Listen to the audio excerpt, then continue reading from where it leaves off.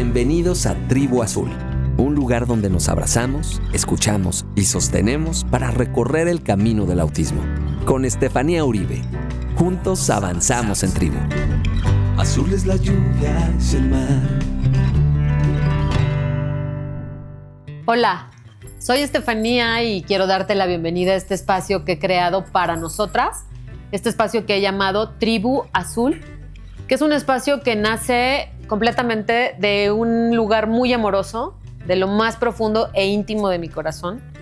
Un espacio que he creado desde la experiencia que yo tengo como mamá en el mundo del autismo y desde esa necesidad y ese deseo de poder encontrar un lugar donde podamos acompañarnos, sostenernos, compartir dudas, compartir miedos, compartir emoción por algunos logros, alegrías. En fin, ese espacio que todas las mamás necesitamos para saber que no estamos solas, que estamos acompañadas y que alguien nos va a escuchar con respeto, con empatía y que vamos a poder respirar para saber que todo va a estar bien.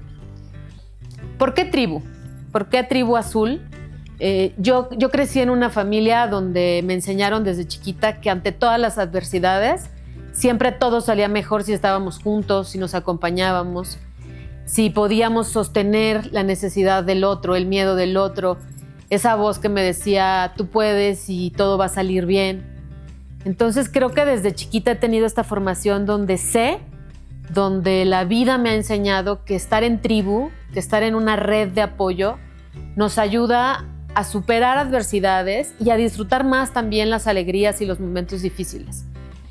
Tribu Azul surge desde esta necesidad que yo tengo cuando volteo a ver mi maternidad al inicio hace 11 años y empiezo a descubrir que no era esa maternidad idealizada que yo tenía, que no era esa maternidad romántica donde todo era la mamá con su bebé y momentos solamente felices. Y empiezo a descubrir que las cosas no eran exactamente como las soñaba. Y veo a esa mamá en ese momento y sé que lo que yo necesitaba era conocer otras mamás que estuvieran viviendo los mismos retos que yo, los mismos miedos, que también estuvieran encerradas en la regadera llorando bajo el agua sin tener respuestas de lo que estaba pasando. Entonces, en esta necesidad de por qué yo no pude sentirme acompañada, creo que lo que yo he caminado, lo que yo he llorado, lo que he aprendido y lo que también he disfrutado y he encontrado de respuestas en el camino con mi hijo, me llevan a querer crear este espacio donde tú puedas tener respuestas a eso que no encuentras hoy.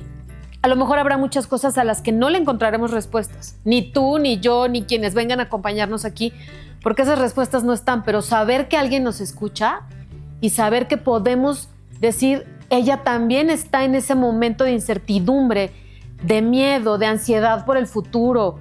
Bueno, me regreso al presente, en fin, muchas herramientas, caminos, opciones de terapeutas, opciones de escuelas, opciones de muchas cosas que otras mamás nos van a estar dando aquí en este espacio, donde yo voy a aprender de ustedes, donde lo que yo haya caminado quiero compartirlo para que las que están empezando puedan tener a lo mejor una ruta que les diga, por ahí podría ser. Vamos a acompañarnos, vamos a respirar juntas, vamos a dar respuestas. Esto es Tribu Azul. Quiero ser con corazón abierto para ustedes, ser auténtica, abrirles mi corazón, abrirles la parte más íntima de mi vida y me pongo vulnerable ante ustedes para que ustedes puedan también sentirse mejor, sentirse más felices. Y esta soy yo, esta es Tribu Azul. Esto que están escuchando es un tema muy especial. Es la música que creamos para esta tribu. Mi tribu, me siento muy afortunada, empieza desde el núcleo de mi familia y en ese núcleo existe una persona muy especial que está aquí en la producción el día de hoy, que es un músico, es mi cuñado y es parte fundamental de mi tribu, es alguien que me ha sostenido en mi maternidad, que me ha sostenido y que ha acompañado a mis hijos y ha entendido el autismo de una forma como nadie. Se ha vuelto mi hermano y él compuso este tema que hemos creado para este podcast, que vamos a ir conociendo, que me gustaría que, Arturo, puedes pasar para que la tribu te conozca, para que sepa quién fue el creador de esta música. Vente. Vente, siéntate por acá. Gracias, Arturo, por estar hoy aquí conmigo, porque siempre has estado. Y quiero agradecerte por crear esta belleza, por crear esta música que nos va a acompañar y que estoy segurísima que se va a convertir en un himno para muchas mamás que cuando se despierten y escuchen esto van a decir, sí, esto está lindo.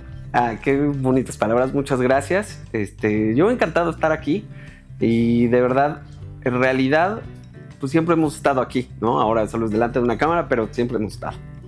Y me siento muy afortunada porque siempre has sido parte de esto. Siempre has estado conmigo en momentos difíciles, familiares, amorosos, divertidos. Y sé que siempre cuento contigo. Muchas gracias por ser parte muy fundamental de mi familia y de mi tribu, por entender el autismo como lo has hecho. Y cuando yo empecé con todo este sueño del podcast, queríamos arrancarlo con la caminata que se hace el 2 de abril, el Día del Autismo. Y de forma muy express te pedí, Arturo, échate algo, componte algo para el podcast, inspírate ya. ¿Qué te llevó a poderme apoyar con esta música de una forma tan rápida, tan bonita y que aparte sé que estamos muy conectados, pero me entendiste a la primera qué quería transmitir con Tribu Azul? Pues es que en realidad, en efecto, ya éramos tribu antes de que se llamara Tribu Azul, ya hacíamos tribu y entonces justo se hizo muy natural y muy, no me gusta la palabra, muy orgánico, pero sí, o sea, no se trabajó, o sea, creo que la hice en 1 hora, pero en realidad ya la historia que tenemos tiene muchos años, entonces se fue haciendo esa historia sin que yo pensara en hacer una canción y ya solo como que tomé los elementos de la historia que tenemos y así se hizo. ¿Qué elementos fueron los que más te inspiraron a entrarle a la canción? Evidentemente Elías, pero sabiendo que no gira en torno 100% a Elías. Elías es elemento, es como de cohesión, pero es el concepto de hacer tribu, de no solo es la persona que tiene autismo, es quienes estamos alrededor, quienes no conocemos nada al respecto, quienes nos empezamos a informar, todo eso lo va formando y me encantó, me voló la cabeza y fue como fácil acercarme ahí. Hay un elemento de la canción que es como muy repetitiva, que tiene que ver pues, con la repetición del sentido de equilibrarse, ¿cómo se llama? Como de regularse. Regularse, ¿no? O sea, no solo es la repetición de hacer alguna actividad por sí misma, sino eso te calma, ¿no? Entonces puse ese elemento como de repetición en la canción. También estaba el elemento de ir juntando cosas que aparentemente no tienen que ver y al final crean una armonía, que eso es como desde mi punto de vista, uno de los elementos del autismo, ¿no? O sea, podría parecer alguien que está como apartado, pero si le pones atención y lo integras, se crea una armonía muy bonita. Y así fue. La canción y la letra que tú utilizas a mí me lleva al concepto que tengo de Tribu Azul, porque no es hablar de una persona, no es hablar de la condición. O sea, desde el ritmo que le diste a la música, el mencionar el color, el mencionar el mar, el mencionar todo esto que va armando lo que tú has entendido y que creo que lo has entendido muy bien como tío, como parte de esta familia y como músico. Quiero darte las gracias porque lo transmites muy bien, porque entendiste muy bien el concepto y porque tu música nos va a acompañar y creo que va a acompañar a muchas familias. Muchas gracias. No, de verdad yo encantado porque sí, no solo es hacer una canción, sino es como transmitir, bueno, la idea de no juzgar, de no tener tabús, de sensibilizar sin necesariamente como describir el autismo es esto, sino como desde un rollo, sí, más como en sensibilizar a partir de emociones que me hace sentir. A mí Elías me hace sentir increíblemente bien, me transmite toda la buena vibra y eso trato como de replicarlo, ¿no? Y es un honor para mí poder ser parte de esto. Gracias, para mí es un honor que estés en mi vida. Gracias. Bueno, pues él es Arturo, él es mi cuñado y lo van a estar viendo y van a estar sabiendo de él porque es parte fundamental de la historia de mi hijo y de mi historia como mamá. Entonces, pues gracias y aquí vamos a estar llevando tu música a muchos lugares. Muchas gracias. Vamos a escuchar la canción. Azul es la lluvia, es el mar, y el cielo estrellado es otra tonalidad. Azul son tus manos, otra forma de ver. Azul un abrazo que se queda en la piel. Es la calma que me das cuando no sé qué otros pasos dar. Tu fe es la que me da fuerza y así comprender un paso más.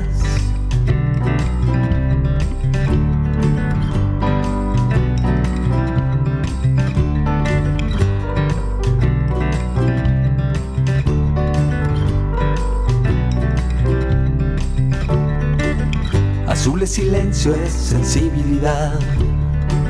Hoy no es tan difícil si puedes escuchar. Azul es paciencia, no siempre en claridad. También es sonrisas, es mi pecho explotar.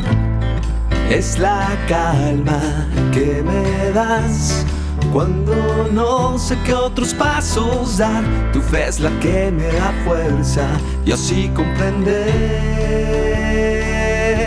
un poco más. Es la calma que me das cuando no sé qué otros pasos dar. Tu fe es la que me da fuerza y así comprender un poco más. Un poco más.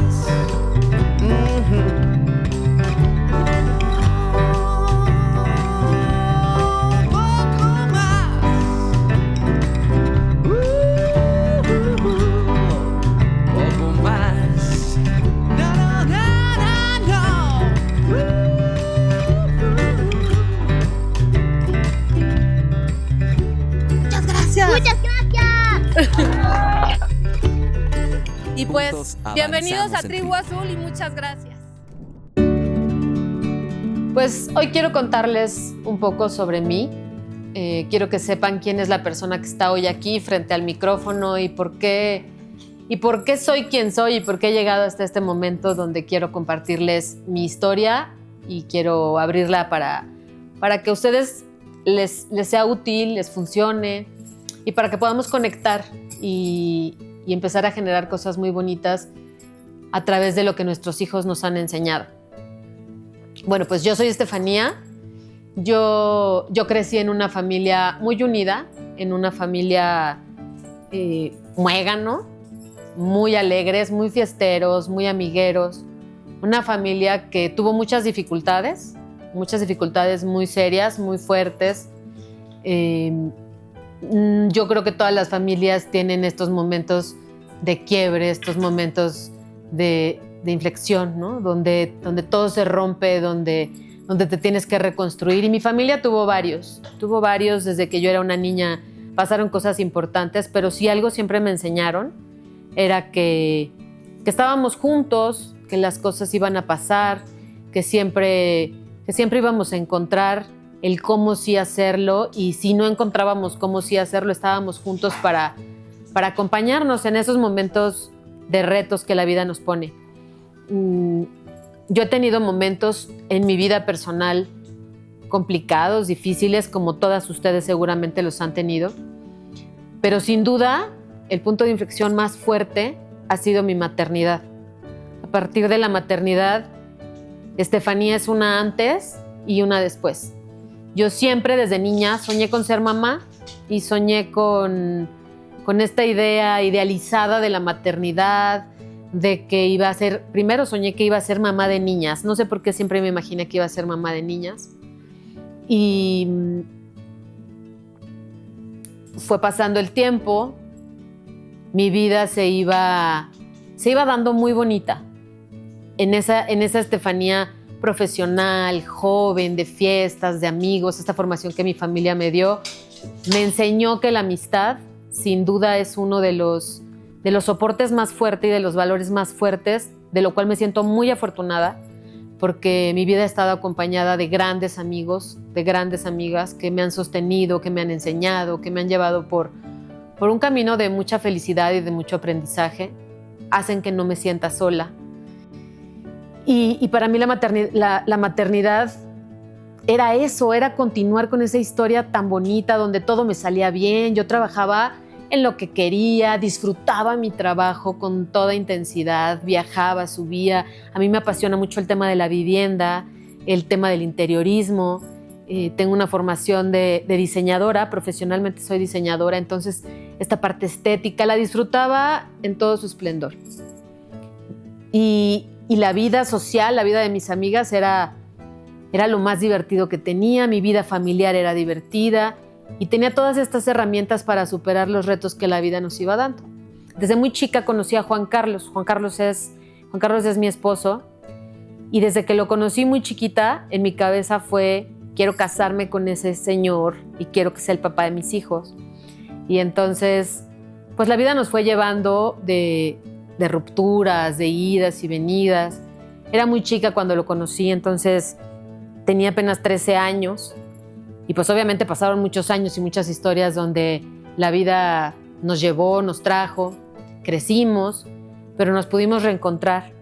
Y nos reencontramos después de varios años, renovamos esa idea romántica de estar juntos.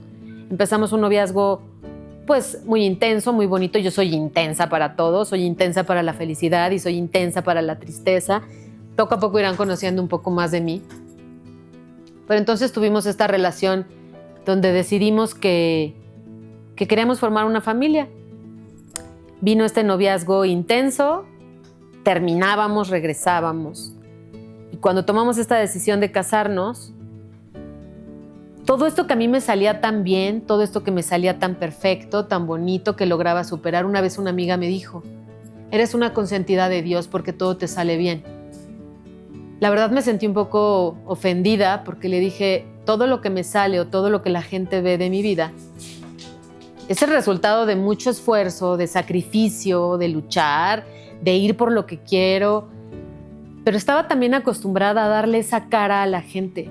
Yo no sé si ustedes estén en esa posición donde dices: sí puedo, somos todopoderosas y puedo con todo y los retos que vengan los voy a superar y todo tiene que salir bien. Yo tenía esta carga en mí de que todo tenía que salirme bien, porque así la gente me veía desde que era niña, porque todo tenía que estar perfecto. Entonces, todo esto influyó en que yo tuviera una personalidad pues controladora, caprichosa y que fuera como yo quería, y la vida me lo estaba concediendo, todo salía como yo quería. Entonces siempre creía pues que todos mis sueños iban a resultar así, ¿no? O sea, que todo iba a ser fluido, que todo iba a estar como yo lo tenía en mi mente. Cuando decidimos casarnos, empezaron a darse retos.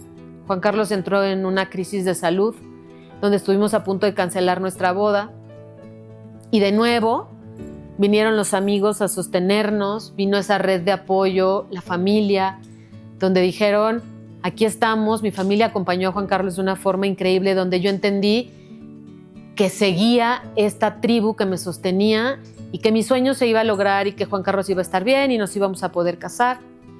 Tuvimos una boda de ensueño, empezaba esta historia del matrimonio donde todo volvía a pintar muy bonito, donde la boda era la culminación de este sueño de inicia nuestra familia feliz de foto. Y bueno, arranca el matrimonio. Ningún matrimonio es fácil y muchos me podrán entender. Formar una familia implica reto, implica esfuerzo, implica ceder. Y así fue nuestro proceso. Así fue nuestro proceso de iniciar esta familia que soñamos, con enfermedades. Al poco tiempo de estar casados, para mí un personaje muy importante en mi vida ha sido mi abuela. Apenas teníamos unos meses de casados y la diagnostican con cáncer, lo cual a mí me deprimió muchísimo porque para mí era un soporte fundamental en mi vida. Al poco tiempo, mi familia es muy longeva, es un gran matriarcado.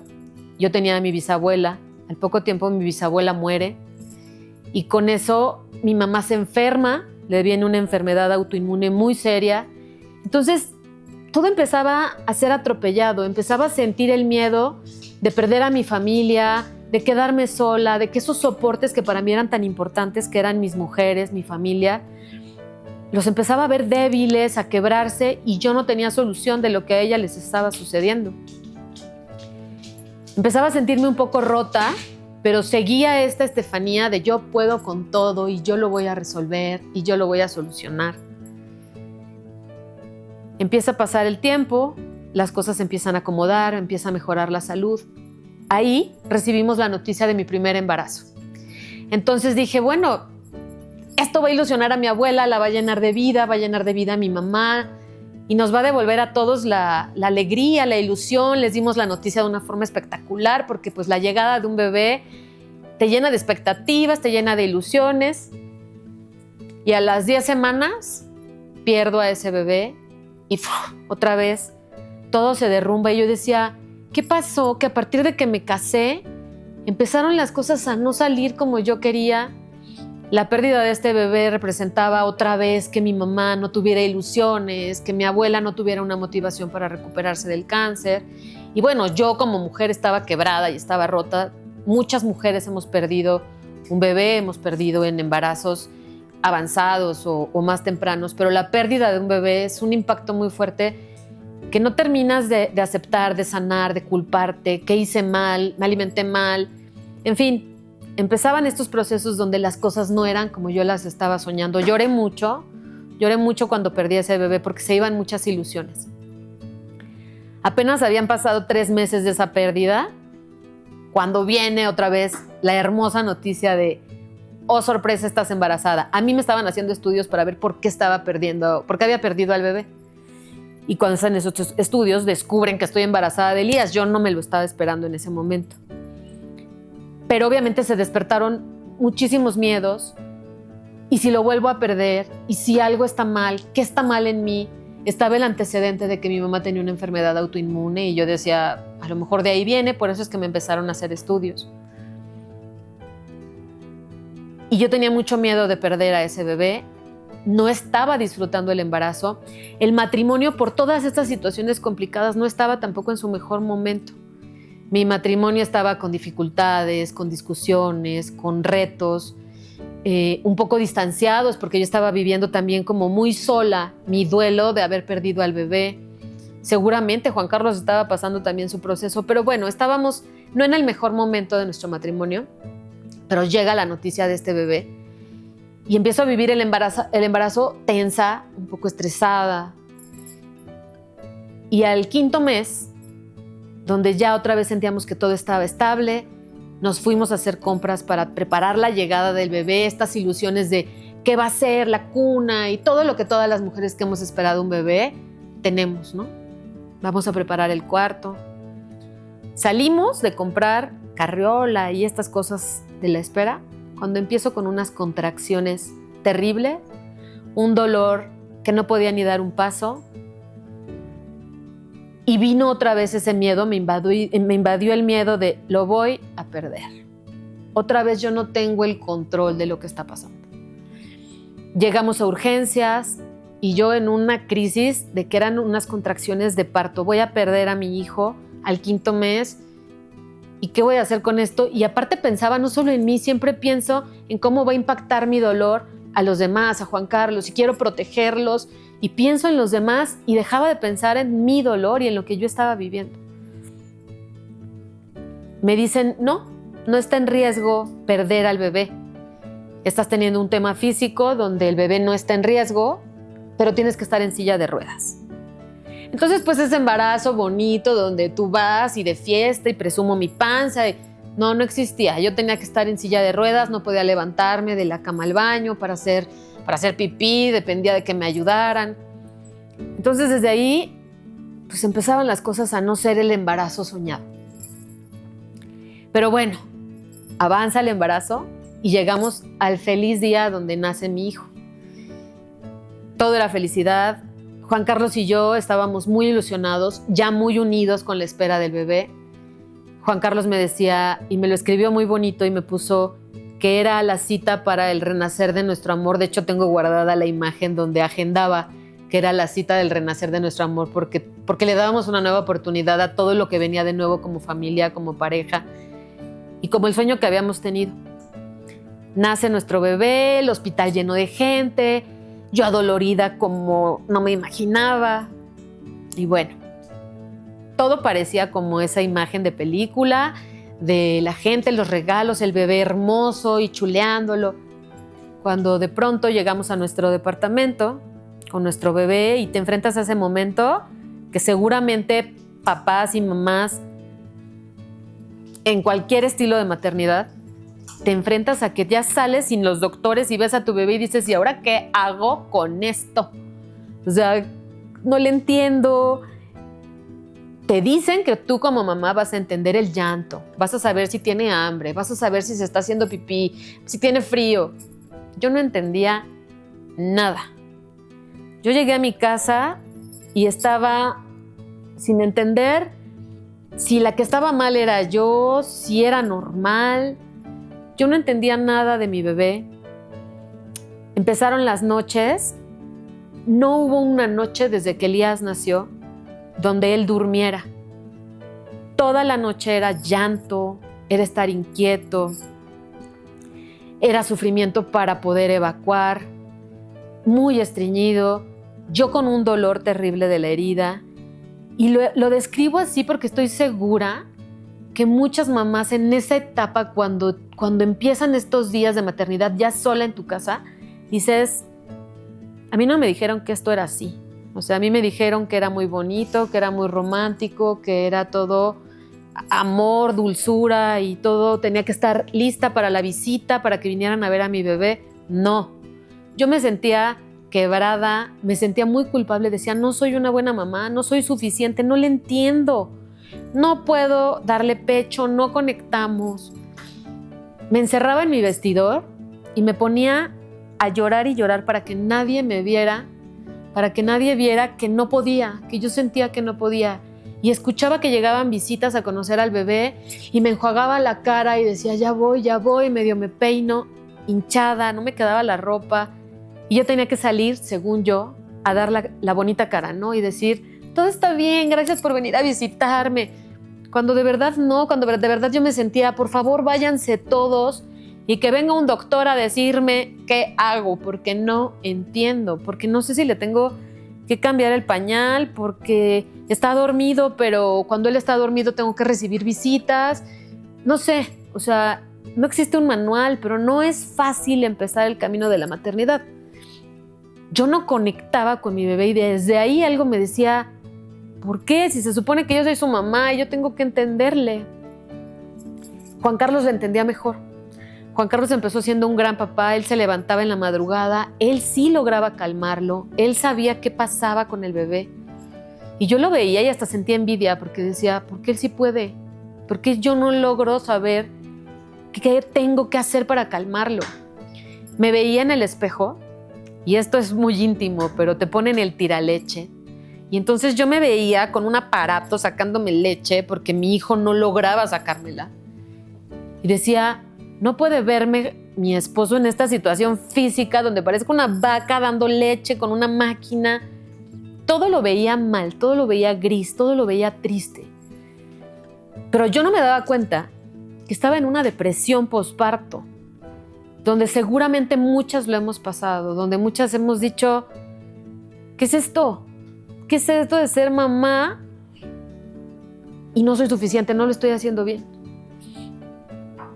Empezó a pasar las noches y entonces este sillón donde yo hoy les estoy compartiendo un poco de mí es un sillón muy importante porque es un espacio donde justo cuando yo estaba en esa silla de ruedas esperando a Elías, este era mi nido. Yo aquí me sentaba, aquí leía, aquí comía, aquí veía la televisión.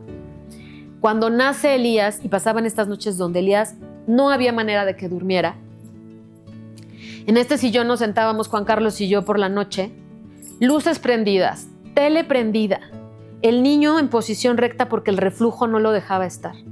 Entonces 3 horas yo lo tenía aquí y Juan Carlos dormía al lado de mí. Siguientes 3 horas Juan Carlos lo cargaba y yo dormía. Así eran nuestras noches.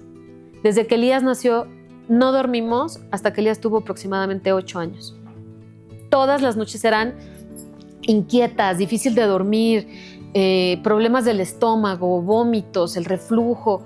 Lo dormíamos en la sillita del carro para ver si así se podía quedar más tiempo dormido. Las noches llegaban y entonces para mí era esta sensación de ya llegó la noche, ya viene más tormento. Obviamente nos empezamos a tensar, se empezó a complicar la relación y dije, ¿qué hago para entenderle más a mi bebé? Voy a llevarlo a natación, voy a llevarlo a estimulación.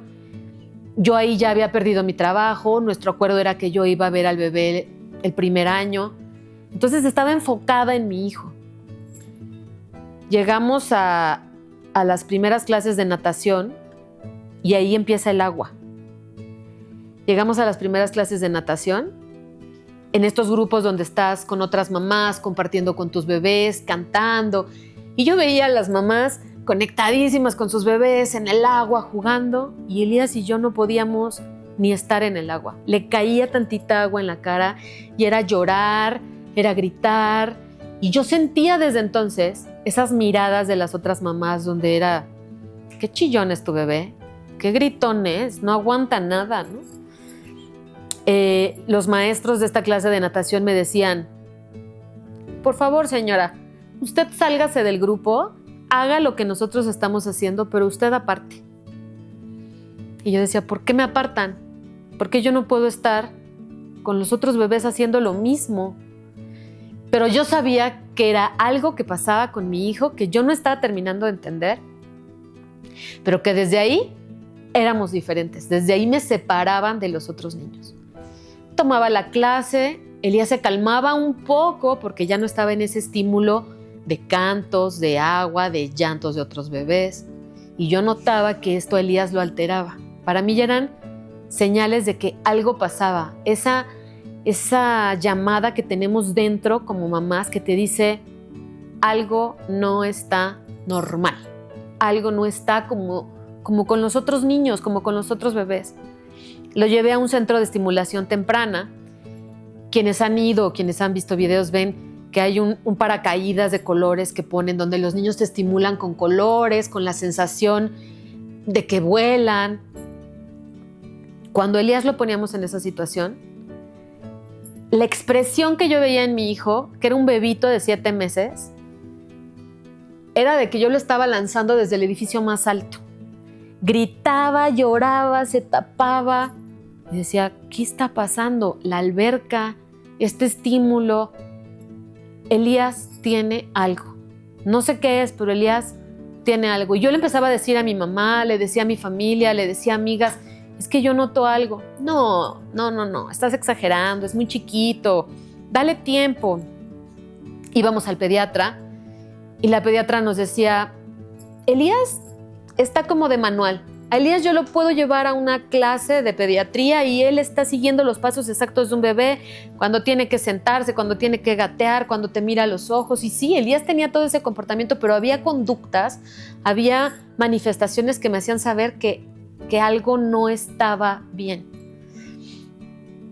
Yo no sabía a quién acudir, porque lo único que sí pasaba evidente en Elías era el tema gastrointestinal. Eran muchísimo reflujo y al mes de nacido, me regreso un poco, desde el mes de nacido tuvimos que internarlo con una hemorragia terrible, donde yo me asusté muchísimo porque pensé que algo grave iba a pasar. El pediatra pensó que se le estaba necrosando el intestino por la cantidad de sangre que Elías estaba evacuando. Lo internaron, le hicieron pruebas y ahí me dijeron, tiene alergia a la proteína de la leche. Entonces, bueno, yo cambio mi alimentación, ¿yo qué hago para poder lactarlo y que las cosas vayan mejor? Y desde ahí le cambiaron la alimentación y empezó con una leche especial. Empezaron a probar leches hasta que Elías dejara de tener esos problemas porque era estreñimiento absoluto o diarrea con sangre, reflujo, todo en su estómago estaba mal.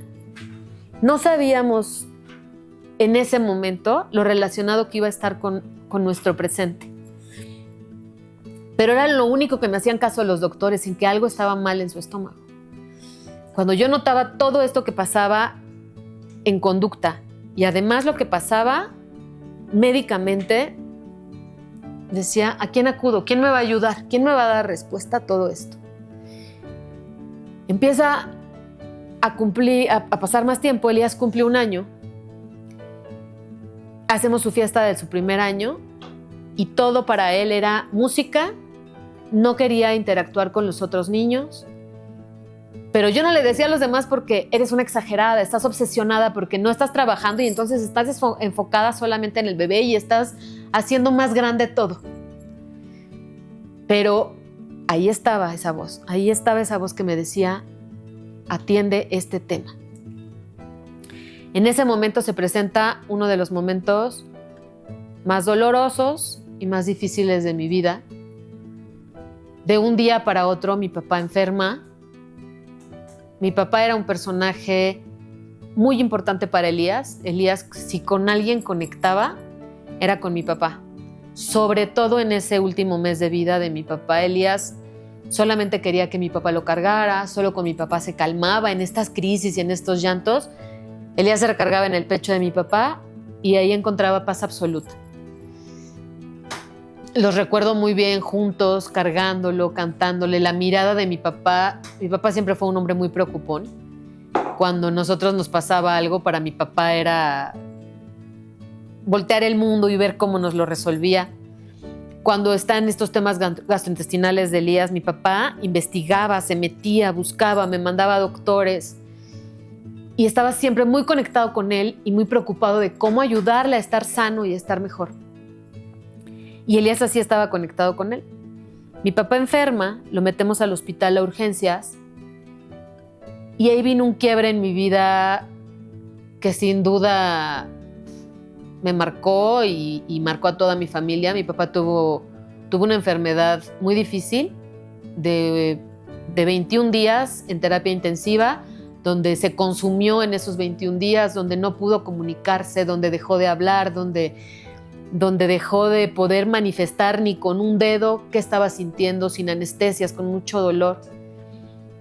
Y entonces yo quería estar con él todo el tiempo. Mientras él estaba en terapia intensiva, tuve que meter a Elías en una escuelita que me lo aceptaron para tenerlo toda la mañana y que yo pudiera atender a mi papá. Yo estaba en un momento muy difícil donde mi corazón estaba roto porque quería estar con mi hijo, pero yo sabía que algo venía con mi papá muy difícil. Y en esta idea de si yo estoy con mi papá se resuelve porque yo puedo resolverlo todo, porque a mí todo se me ha dado y porque no, chiquita, no puedes resolverlo todo y la vida así es, ¿no? Mi papá muere a los 21 días de estar en esa terapia intensiva tan difícil. Mi papá muere y yo entro en una depresión muy, muy dura, muy fuerte.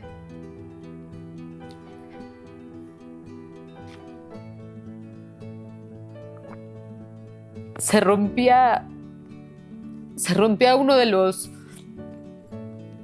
pilares que sostenía esa fortaleza que yo creía que tenía y esa supermujer.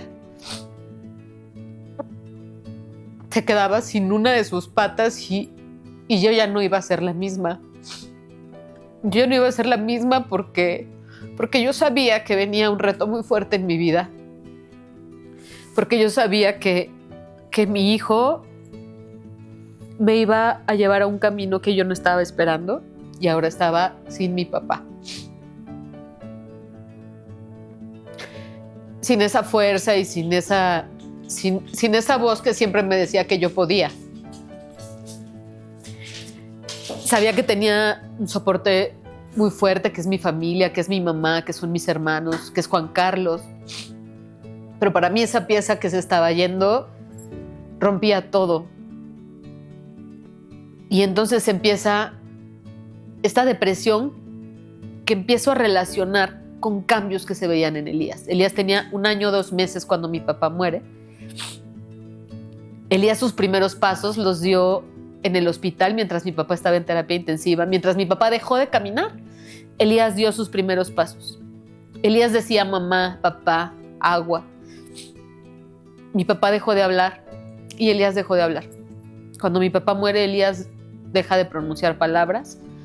Elías deja de comer. Ya no me aceptaba alimentos. Y entonces yo empecé a sentirme muy culpable. Aparte de mi depresión, yo me sentía muy culpable porque decía, yo le estoy transmitiendo esta tristeza. Yo no estoy teniendo energía para ser mamá, no estoy teniendo energía para él, porque solo estoy pensando en que mi papá ya no está. Y mi depresión me jalaba esa tristeza.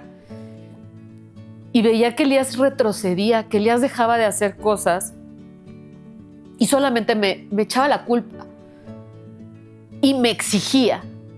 Entonces dije, no, yo tengo que estar con mi hijo y tengo que hacer cosas por él. En esta escuelita a la que lo metí, empecé a observar a otros niños de la edad. Yo era mamá primeriza, en mi familia no había otros niños, no tenía referencia de cómo tiene que ser el desarrollo de los niños. Entonces, al entrar en esta escuela, observaba a otros bebés, otros niños y decía, no, Elías no juega, Elías no habla con ellos, Elías ya no está pronunciando palabras, Elías no se come el lunch. Mi papá muere en noviembre y entonces en diciembre venía el festival navideño. Muy difícil para mí poder ir, pero dije, quiero ver a mi hijo, quiero ver qué hace en ese festival y a lo mejor esa era una motivación para la familia, para alegrarnos, para tener un momento feliz después de este momento tan duro y tan difícil que estábamos cruzando.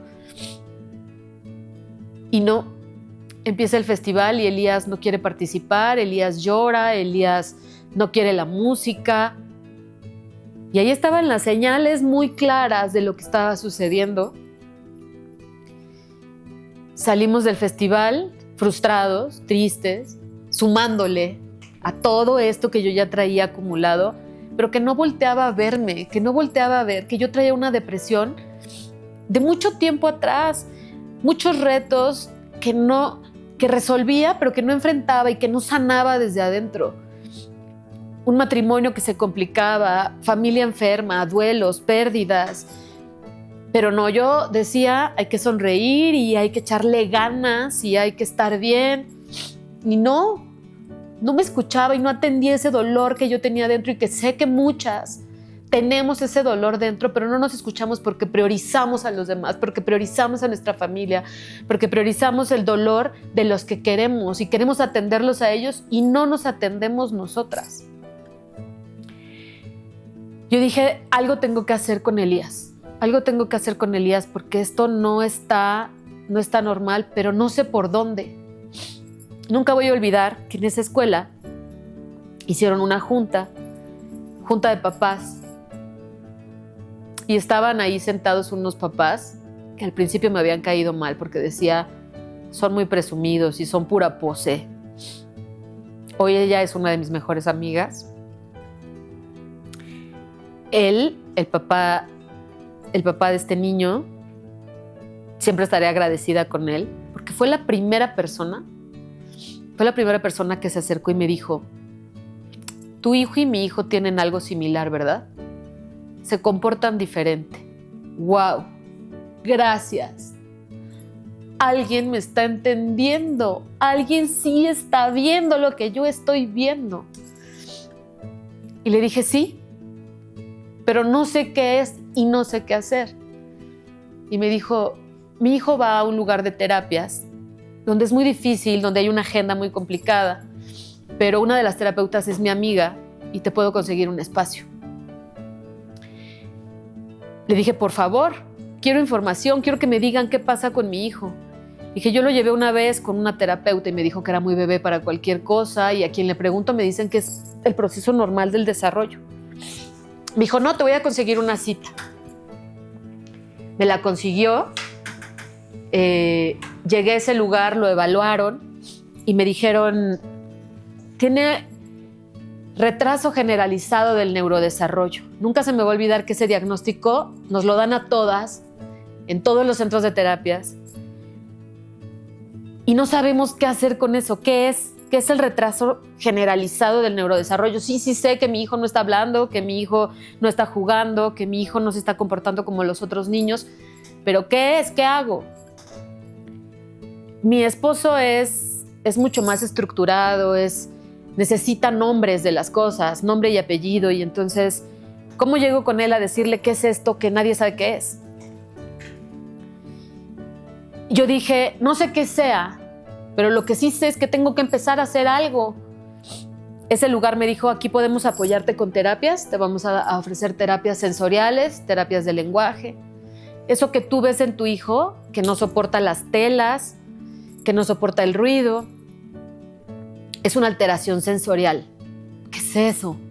Empiezas a escuchar palabras que parece que te hablan en otro idioma porque no estás familiarizado, porque no todos estamos dentro del tema, y entiendo que no estemos obligados a saber del tema. Mucha gente que nos va a ver, mucha gente que va a saber de esto hoy, por primera vez va a escuchar estos conceptos.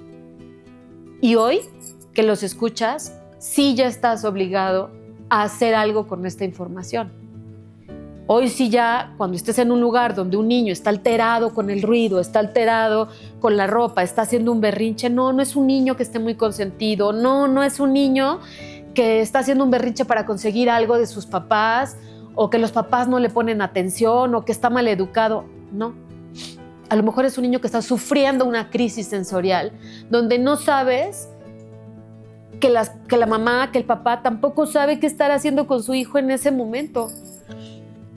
Pero la vida dentro del autismo pues nos va enseñando que esto pasa y que estamos obligados a compartirlo con los demás. Mi hijo empezó terapias ahí empezaron estas salitas donde otras mamás en la espera de la terapia me compartían y me decían, oye, ¿y a qué neurólogo lo llevas? No tengo neurólogo. Oye, ¿y tú qué terapia estás tomando? ¿Tú cómo te estás apoyando? No, yo no tengo terapia. Oye, ¿y le das tal medicación? No. ¿Y duerme? ¿Y come? ¿Y juega? ¿Y tiene amigos? ¿Y va a la escuela? Y yo no. ¿Tú qué haces? Y esas mamás me empezaban a dar respuestas. Bueno, pues yo voy con tal neurólogo. Yo voy a esta terapia. Mi hijo tiene un hermano y entonces él lo estimula. Oye, ya probé en tal lugar el diagnóstico. Escuchar a esas mujeres me empezó a confortar. En esa salita de espera estaba esta mamá que me había caído mal porque decía que era muy presumida. Y eran los prejuicios y los mecanismos de defensa que a veces nos ponemos. Esa mamá estaba en esta terapia sentada, empezamos a platicar y de ahí empecé a hacer una tribu tan bonita. Ella es Alejandra, es una de mis mejores amigas y es una parte fundamental en mi vida en el autismo porque fue la primera familia que conectó conmigo, que me dijo, vamos por aquí, te doy una mano, te doy una respuesta, te doy una solución. Y sí, llegué a ese lugar y estoy convencida que cada lugar al que he ido llegando, de terapias, de escuelas, ese lugar me regala cosas y ese regalo me lleva a otro lugar y a otro nivel. Y estoy convencida de que la vida es sabia, de que los tiempos de Dios son perfectos y que me van llevando a los lugares correctos para encontrar respuestas. Estuvimos en este lugar, pero sin diagnóstico. Empecé a llegar con algunos neurólogos que estas mamás me recomendaban y no había diagnóstico. Espera, no, te ofrezco mi cédula profesional, me dijeron algunos neurólogos. Tu hijo no tiene autismo, tu hijo solamente tiene un trastorno del lenguaje. En algunos momentos eso me daba ilusión, pero en otros momentos me generaba, bueno, ¿y todo lo demás qué es? Empieza a pasar el tiempo, me embarazo de nuevo y viene otra vez el miedo, ¿no? Y este nuevo embarazo y al mismo tiempo la ilusión de, bueno, lo quiero disfrutar, lo tengo, no lo tengo, o sea, ¿qué hago, no? Estoy lista otra vez para ser mamá y si viene con la misma situación que Elías sin saber ni qué es, bueno, pues ni siquiera me dieron tiempo de responder todas esas preguntas cuando vuelvo a perder al bebé. Otra pérdida, otro sufrimiento dentro de todo este proceso y yo decía, ¿qué más le sumo? ¿Qué más le sumo a tanta pérdida? Pero eso sí, todo está bien, sí, mi familia feliz, sí, mi hijito hermoso, sí. Y yo ante el mundo no exponía este dolor que estaba viviendo. Pierdo a ese bebé y dije, necesito tener respuestas para el hijo que tengo. Necesito enfocarme en él. Necesito saber qué hago con Elías.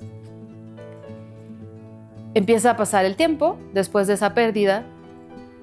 Seguimos en las terapias. Veo algunos avances en Elías, pero no muy evidentes.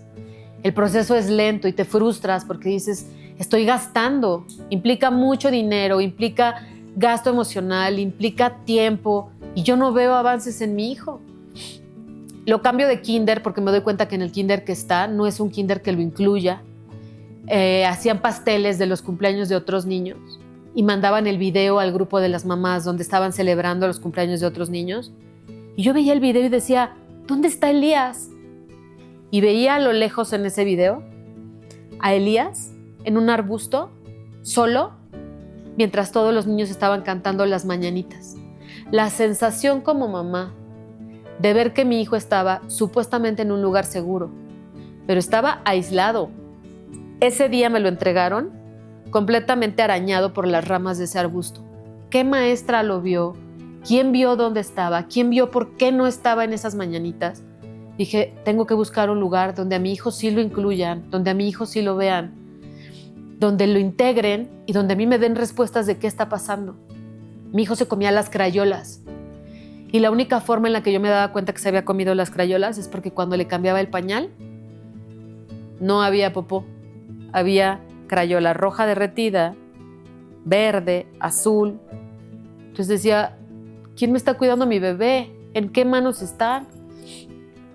Al lado del lugar que me recomendaron de terapias estaba un kinder inclusivo.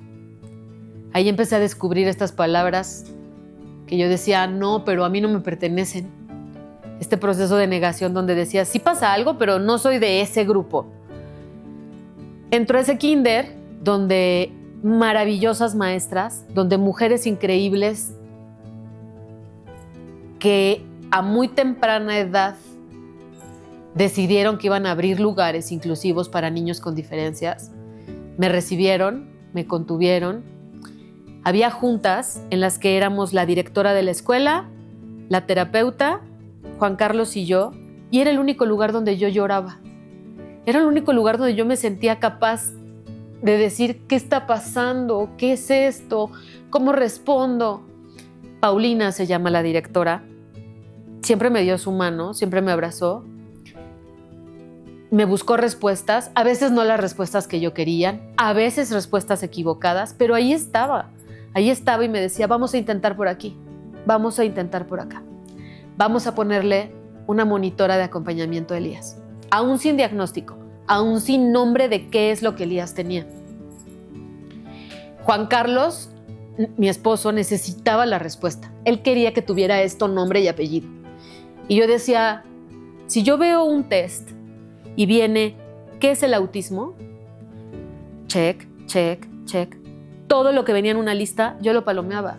Elías respondía a todo eso que venía en la lista. No juega, no tiene juego simbólico. Su juego era poner trenes y trenes y trenes y filas enteras de trenes. Todo eran trenes en mi casa, todo eran filas de trenes, sin ningún sentido y trenes que no iban a ningún lado. Todo era poner videos musicales en la televisión que él quería repetir y repetir y repetir. Eran noches de no dormir, eran llantos, eran problemas con la alimentación, era no conectar con los niños. Y todo eso venía en las listas. Y yo llegaba con los neurólogos y les decía, pasa esto. Llegaba con las terapeutas y les decía, pasa esto. No es autismo. No hay una respuesta. No hay un diagnóstico. Qué frustración, qué soledad, qué impotencia, qué hago, qué es. Yo seguía avanzando en las terapias y sí, más terapias. Y sentía que dándole terapias a lo mejor le daba solución, pero me sentía sin rumbo, no sabía hacia dónde iba todo esto. Y mi depresión se seguía acumulando. Me embarazo. A los 4 años de Elías, me vuelvo a embarazar. Elías en esa edad todavía usaba pañal. No lográbamos que fuera al baño. Empezaba a hablar un poco más, pero sin comunicación, solo palabras sueltas. Y yo ahí decía, esto se llama autismo aunque nadie me lo diga. En ese proceso Juan Carlos me dijo, vamos a acudir a un lugar donde nos van a hacer un diagnóstico más profundo para tener nombre. Y entonces fuimos al Centro de Autismo Teletón. Un lugar retirado, donde yo ya con un embarazo casi a término tenía que recorrer largas distancias, muy incómodo, pero decía, no importa, vamos porque ahí vamos a tener la respuesta. Un lugar donde le hicieron una evaluación profunda, durante 5 días lo observaron terapeutas, lo ponían a jugar, lo ponían a estar en aire libre, a estar en salones, a estar con juguetes, a tratar de comunicarse. Lo dejábamos en una observación que me daba paz porque sabía que estábamos en el lugar correcto, pero me daba una sensación de ya vamos a llegar a la respuesta. Aunque yo sepa qué es esto, ya va a tener nombre. Y efectivamente, después de esa observación de varios días, nos citaron. Tengo muy clara la imagen de cómo es el Centro de Autismo Teletón y hoy veo ese lugar y hoy le siento gratitud, pero lo recuerdo con una emoción. Imagínense, embarazada, con la hormona y la sensibilidad a todo lo que da, a una semana de parir a mi segunda hija, a mi segundo hijo, que fue una hermosa niña. Nos sentamos y nos dicen, aquí está el diagnóstico. Tu hijo tiene autismo. ¡Crash! O sea, esa ventana se estrelló, se rompió porque ya tenía nombre. Ya la palabra autismo ahora sí ya estaba tatuada en nosotros y un lugar muy serio y muy profesional nos lo estaba diciendo. Esto es autismo. Me quebré, pero tuvo nombre y tuvo ruta. Juan Carlos, lo recuerdo bien, sé que él estaba roto por dentro, pero al mismo tiempo quería contenerme porque sabía que yo estaba con un bebé adentro. Salimos de ese consultorio, nos sentamos en una banca y observábamos a los niños que atienden en el Centro de Autismo Teletón. Y yo decía, ¿por qué no venimos aquí? Aquí hay muchos terapeutas, aquí hay muchos niños, aquí le van a dar la atención que necesita. Y si el bebé que estoy esperando también tiene autismo, ¿y qué vamos a hacer con 2? ¿Y cómo vamos a resolverlo económicamente? ¿Y cómo vamos a resolverlo emocionalmente?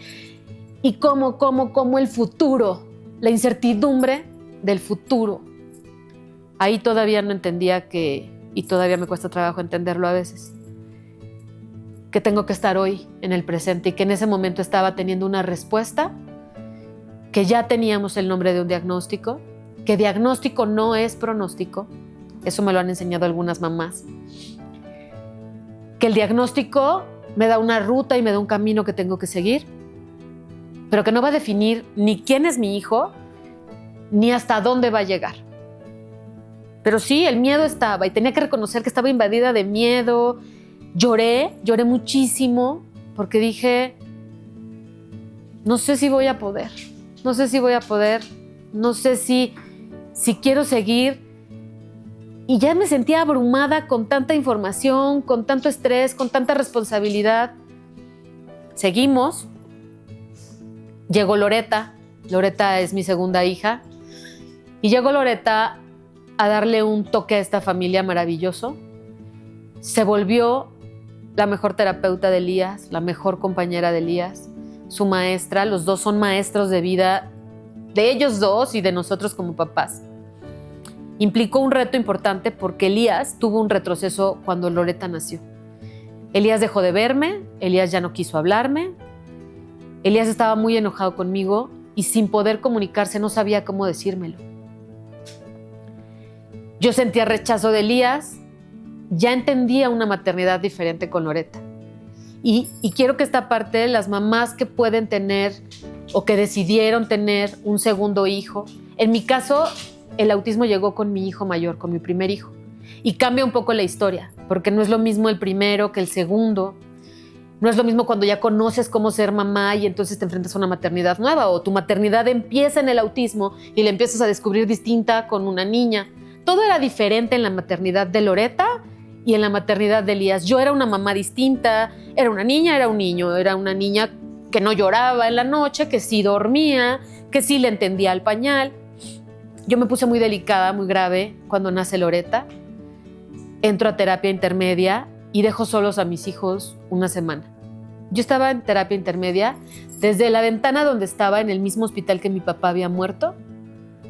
Veía la cama donde mi papá murió y sentía mucho miedo porque el embarazo de Loreta, al final, el parto fue un parto de alto riesgo. Tuve placenta previa. Yo escribí una carta cuando Loreta nació donde me despedía de mis hijos, donde los encargaba, porque el parto era muy riesgoso. Mi vida corría peligro, estaba muy comprometida la placenta con otros órganos, más bien los otros órganos con la placenta.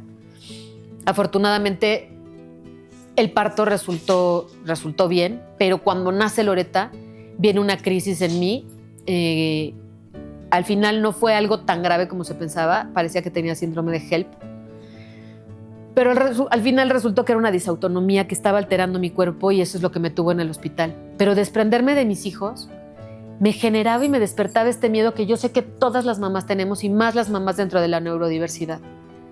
¿Qué va a pasar con mis hijos si yo no estoy? ¿Quién le va a entender a Elías?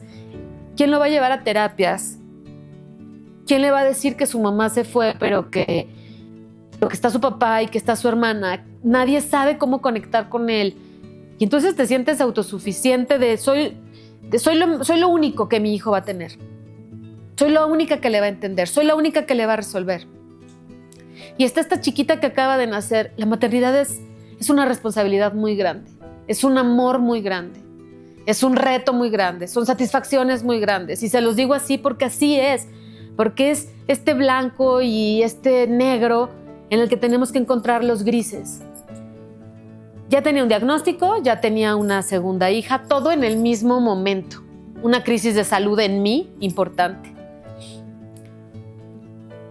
Y bueno, gracias a que somos un equipo y Juan Carlos hizo su parte en que todo esto se tiene que resolver y él tiene que salir a trabajar y yo resuelvo otra parte y tenemos funciones en este equipo. Pudimos ir avanzando, pero yo muy enfocada en encontrar respuestas con el autismo. Yo obsesionada, yo diario leía de autismo. ¿Y qué terapia? ¿Y qué dieta? ¿Y qué doctor? He ido a todo. He ido a neurólogos, he ido a que le hagan limpias, he ido a que le pongan cuarzos, he ido a que le pongan imanes, he ido a que lo pongan de cabeza, he ido a todo. Y no me arrepiento y todo me ha llevado a algo. Llegué a un lugar donde le daban unas terapias a Elías a través de tocarlo.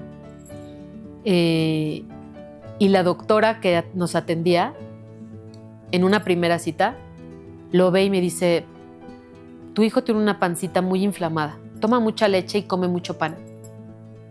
¿Sí? Me dije, sí, es su alimentación, es muy selectivo, no me acepta comida y es lo único que come. Y me dijo, entra a estas ligas y vas a encontrar información. Si te hace sentido, tómala. Y yo les doy ese consejo. Todo lo que les haga sentido, todo lo que les dé paz, que quieran probar con sus hijos, inténtenlo. Inténtenlo, porque si eso no tiene una solución, eso te va a llevar a otra, y te va a llevar a otra y a otra, hasta que encuentres respuestas para tu hijo y respuestas para ti. Esa noche, con las ligas que me dio, mis dos mejores amigas, Alejandra y Carmen, se conectaron conmigo durante la noche. Nos dieron las 5 de la mañana. Nunca voy a olvidar esa noche conectadas, buscando videos sobre cómo los niños mejoraban con la dieta sin gluten, sin lácteos, sin azúcar. Y yo me obsesioné porque dije, esta es una de las respuestas que voy a tener para Elías. Y le entré y empecé a ver videos y veía niños que decían, en tantos meses ya habló, en tantos meses conectó, en tantos meses tuvo un amigo. Dije, wow, yo me voy por esto. Lo empecé a probar. Juan Carlos siempre ha sido muy accesible en las decisiones que tomamos con Elías. Siempre me dice, si tú crees que eso nos va a funcionar, por ahí nos vamos. Y esa vez le presenté el protocolo que habíamos encontrado y me dijo, no, te estás volviendo loca. No puedes darle una dieta así a un niño y quitarle la leche y quitarle alimentos de la nada. no puedes meterle un protocolo tan agresivo con otras cosas que esto implicaba. No, esto sin doctores no. Y yo dije, ¿qué doctor me va a decir que sí a esto? ¿Cómo voy a encontrar un pediatra que haga sentido a lo que yo creo que le va a funcionar a mi hijo? Y ahí llego a otra parte. Busquemos a los doctores, busquemos las terapias, busquemos las respuestas que nos hagan sentido, que conecten con nosotros.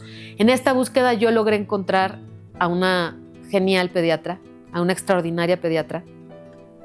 Esa noche que les cuento de la búsqueda de respuestas, mi amiga Alejandra se quedó con la información y me escribió al poco tiempo y me dijo, te tengo una gran noticia. ¿Qué?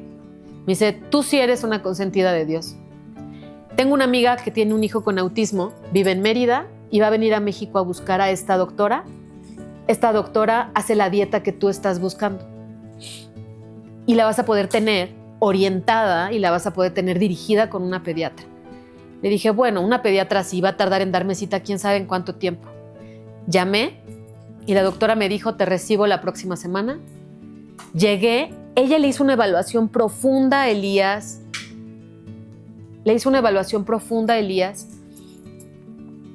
Checó análisis y me dijo, yo soy mamá de un muchacho con autismo. No solo es pediatra, es una pediatra especializada en autismo con una vida de mamá dentro del autismo. Dije, gracias por ponerme en el lugar correcto. Llegué con la doctora correcta. Hizo varias evaluaciones sobre Elías. Igual nos dijo, sí, está dentro del espectro. Está en una posición donde hay mucho que hacer por él, donde hay que trabajarlo. Me recomendó terapias. Me dirigió la dieta con una nutrióloga. Y entonces yo empecé a sentir que otra vez estaba cobijada, que otra vez estaba en tribu, que estaba acompañada de las personas correctas. No todas las personas son las correctas, pero hay personas que me van llevando a las personas correctas. Y así empezó ese camino de la dieta y de tener otras respuestas sobre Elías. Difícil, sí, es muy difícil porque tienes que ir a todos lados cargando con su alimentación, con su suplementación, pero empecé a ver resultados en Elías y entonces ver resultados me motivaba a decir que iba en el camino correcto. Así seguí probando cosas, sigo con esa pediatra porque me hizo sentido, porque conectó conmigo, porque me siento con mi pediatra y me siento a platicar como si fuera mi amiga, de mamá, me comparte qué está haciendo su hijo, qué hizo con él, qué probó. Y entonces empiezo a encontrar esas respuestas que yo espero poder ofrecerles y poder decirles, yo hice esto, si te sirve, úsalo. Y van a venir otras amigas que he encontrado en el camino y que se han vuelto parte de mi tribu, que ellas tienen otras respuestas y que tienen otros caminos y que nos han llevado a eso. Hoy no sé si pediría que mi hijo no tuviera autismo. Tal vez sí por él, porque todavía hay muchas cosas que yo tengo que aprender, que tengo que madurar, que tengo que aceptar. Pero sé que me hizo esa mamá que soñaba, sé que me hizo esa mamá que quería luchar por sus hijos siempre, sé que ha hecho de su hermana una gran niña, una niña con un aprendizaje increíble. Mis hijos están en una escuela inclusiva.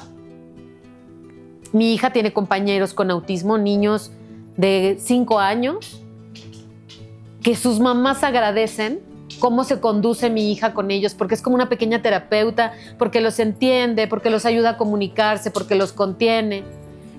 Entonces sé que somos mejores seres humanos desde que el autismo nos ha hecho crecer. Cada quien tiene un proceso distinto. Juan Carlos, mi esposo, tiene un proceso, yo tengo otro. No sé si es el camino correcto, pero es el que hemos llevado y es el que les quiero compartir. Un poco más de mi historia la van a ir conociendo conforme vayamos avanzando en estos episodios, donde yo les pueda ir compartiendo qué he hecho, donde les presentaré a toda la gente que ha sido parte de mi tribu, maestras, escuelas, amigas, terapeutas. Sin duda, mis terapeutas han sido un soporte fundamental en esta historia, las monitoras de mi hijo, mis amigas, y así se ha ido armando esta tribu que no tiene todas las respuestas, pero que hoy me permite ser una mamá, no sé si la mejor, seguramente no, pero sí la mejor para mi hijo. No soy experta en autismo, solo soy experta en mi hijo hasta el día de hoy, porque esto es un duelo infinito, siento que ya superé algo, que ya aprendí algo, que ya logré controlar una situación en mi hijo y de repente se presenta una nueva y se presenta un nuevo aprendizaje y entonces Elías va creciendo y ahorita está por cumplir 11 años y viene una etapa de rebeldía, una etapa donde me quiere retar, y entonces vienen retos nuevos en mí y aprendizajes nuevos y acudo a mi tribu y acudo a las terapeutas y a las monitoras que siempre están ahí, que siempre me han acompañado, que siempre me guían, que me ayudan a probar, prueba y error. Y me doy la oportunidad de probar y me doy la oportunidad de equivocarme. Y seguramente me he equivocado muchas veces como mamá, seguramente aquí me voy a equivocar muchas veces y les voy a decir cosas que a lo mejor no les hagan sentido o que no les parezcan. Y aprenderé con ustedes a encontrar ese camino adecuado, a encontrar esa ruta. Pero esta soy yo, esta es mi historia. Hoy Elías tiene 11 años, hoy Elías está en una escuela regular, es un niño integrado en una comunidad, es querido por sus compañeros. Sí, tengo muchos miedos de cosas como va a tener un amigo, va a lograr tener una novia, ese futuro del que me tengo que dispersar un poco y regresar a la realidad y regresar al hoy y sí ver los logros que hoy ha tenido y ver los resultados de lo que hoy he hecho. Y sé que todas ustedes tienen miedos, sé que todas también tienen logros. Agárrense de esos logros y de verdad créanme, todo va a estar bien, todo va a estar bien, todo va a avanzar. Y aquí en Tribu espero acompañarlas, espero ofrecerles algunos caminos que sean útiles para ustedes, que les den paz, que les den calma. Aquí nos vemos, aquí vamos a estar para ustedes. Juntos avanzamos en Tribu. Muchas gracias por habernos acompañado en este episodio, por arrancar con nosotros este sueño que espero crezca muchísimo, que hagamos crecer esta comunidad, que podamos tenerlas a todas integradas con nosotros, poder tomarnos de la mano. Muchas gracias por haber estado hoy aquí. Los invitamos a que nos escríbanos sus inquietudes, temas que quieran tocar, temas que quieran comentar. Si a alguna le interesaría compartir su historia de vida, bienvenidas para que hagamos tribu, para que conozcamos el camino que ustedes han seguido. Por favor, escríbanos y síganos en @tribuazul.autismo. Ahí vamos a estar recibiendo sus comentarios, sus observaciones, sus sugerencias. Y los esperamos en el siguiente episodio, que a mí me emociona muchísimo porque una parte muy importante de mi tribu empezó mucho antes de ser mamá. Empezó cuando yo entendí que podíamos sanar sanando. Eso lo aprendí a mis 14 años y tuve un gran amigo y un compañero de vida desde ese momento, que va a estar con nosotros en el siguiente episodio. Es un tipazo, es un crack, es un gran coach de vida. Ya lo van a conocer, no se lo pierdan. Tienen mucho que aprender de él, tienen mucho que llevarse de su conocimiento, pero sobre todo del ser humano que les voy a traer en el siguiente episodio. Muchísimas gracias. Gracias siempre por estar con nosotros y bienvenidos a tribuazul.autismo.